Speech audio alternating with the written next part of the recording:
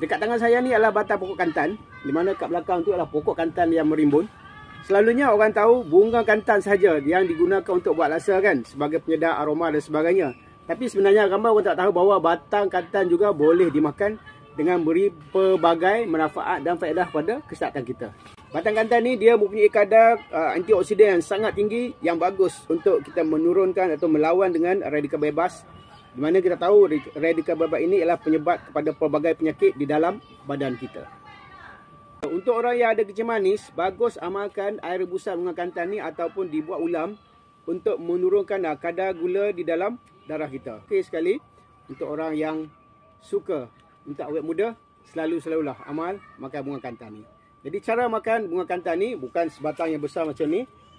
Kita potong kantan-kantan ni dan kita belah dia. Kita ambil bahagian tengah-tengah yang lembut ni. Macam kita ambil umbut kelapa kan. Jangan makan yang keras ni.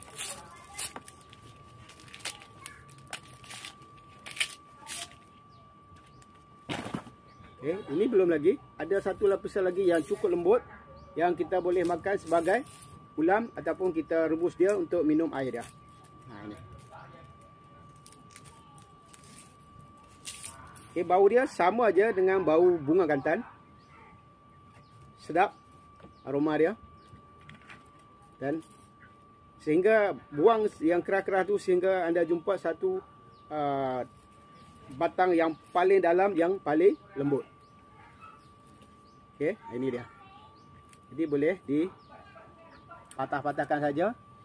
Celur sekejap, boleh cicah budu, boleh buat ulam, boleh makan dengan apa saja makanan kegemaran lah.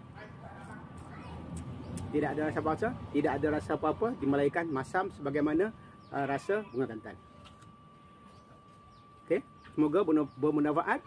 Share video ni kepada rakan-rakan yang tak tahu langsung pasal khasiat batang kantan. Jumpa lagi. Bye. Assalamualaikum.